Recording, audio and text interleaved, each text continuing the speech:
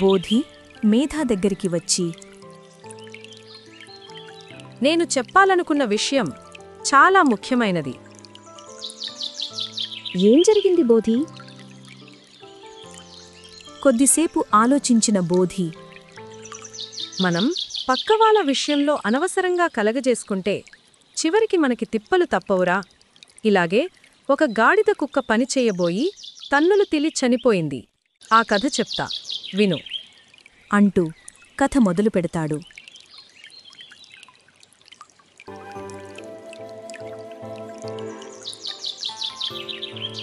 ఒక గ్రామంలో రంగయ్య అనే చాకలి ఉండేవాడు.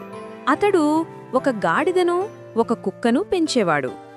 గాడిద రోజంతా బట్టల బండ్లు మోయడంతో చాలా కష్టపడేది. అందుకే రంగయ్య దానికి మంచి తిండి పెట్టేవాడు. కాని కుక్క మాత్రం నేను కాపలా కాస్తే చాలు అని అనుకునేలా కనిపించేది. అందుకే రంగయ్య దానికి పెట్టు ప్రాధాన్యనివ్వలేదు. గాడిదకు మంచి ఆహారం, మంచి శ్రద్ధ, కుక్కకు మాత్రం కొంచెం తక్కువ. ఈ తేడా చూసిన కుక్క ఇది న్యాయం కాదు అని కోపంతో తినకపోవడం మొదలుపెట్టింది. ఒకరోజు అర్ధరాత్రి రంగయ్య గాఢంగా నిద్రిస్తున్నప్పుడు ఒక దొంగ ఇంట్లోకి దూరాడు.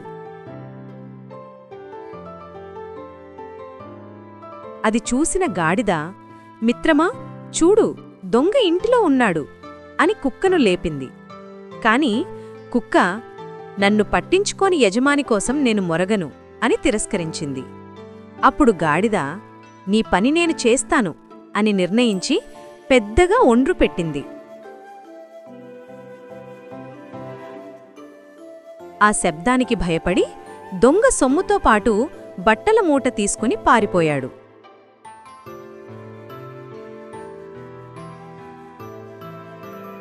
రోజంతా బట్టలు తిక్కిన అలసటతో గుర్రు పెట్టి పడుకున్న రంగయ్య గాడిద పెద్దగా అరిచిన శబ్దానికి నిద్రలేచి, ఇంత రాత్రికి ఎవడరెస్తున్నాడు అన్నట్టుగా బయటకు వచ్చాడు.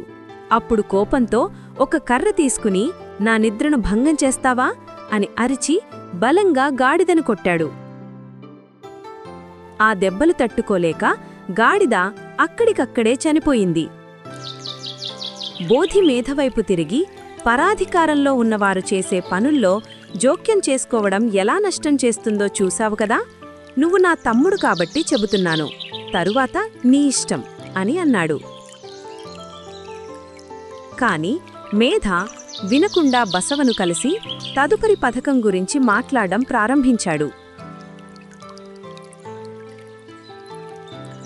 ఓ నందిస్వరూపమైన వృషభరాజా, మీకు నమస్కారం. ఈ అడవికి రాజు రుద్రసింహ, ఆ సింహుడి ప్రతినిధులు మేమిద్దరం.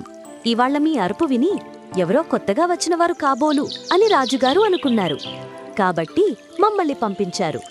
మీరు మా వెంటరండి, మేము రాజుగారికి మీ పరిచయం చేస్తాం. ఆయన మీతో స్నేహం చేసి కాపాడుతాడు. బసవ తనంతట తానే ఇలా ఒంటరిగా అడవిలో తిరిగి ఏపులి నోరు పడటం కంటే రాజదర్బారీలో చేరడం మంచిదే అని నిర్ణయించి, సరే వస్తాను అని వారితో కలిసి రుద్రసింహం వద్దకు బయలుదేరాడు.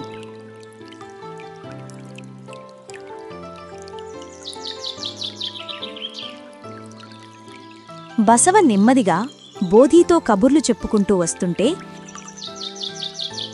మేధా మాత్రం ముందు చేరాలి అన్న ఆతురంతో గబగబా రుద్రసింహ వద్దకు పరిగెత్తింది. మహారాజా, మనకు భయం కలిగిన శబ్దం చేసిందెవరో కాదు, బసవ అనే వృషభుడు. అతని చాలా మంచివాడు, తెలివైనవాడు, బలవంతుడు, మీకు మంత్రిగా ఉండతగినవాడు.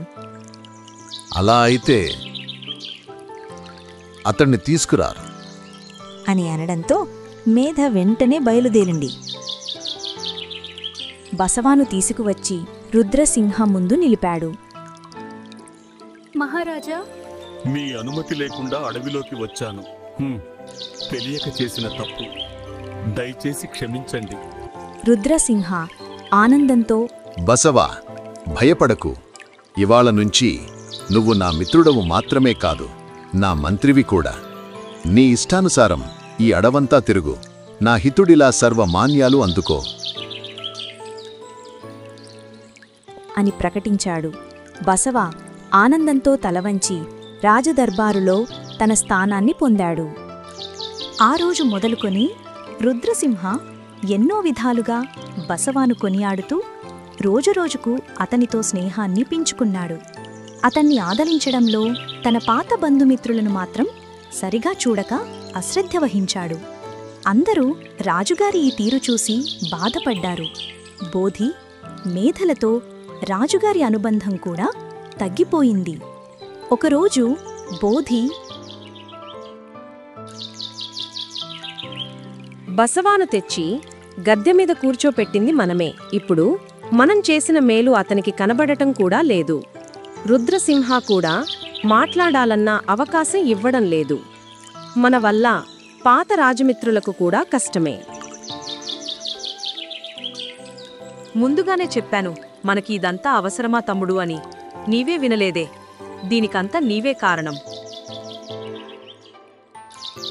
తానొక్కటి తలిస్తే దైవం ఒక్కటి తలుస్తుందనే సామెత నా విషయంలో నిజమైంది బోధి. ఇలా జరుగుతుందని నేను ఎప్పుడూ ఊహించలేదు. నేను కోరుకున్న మంత్రి పదవి బసవాకి దక్కింది.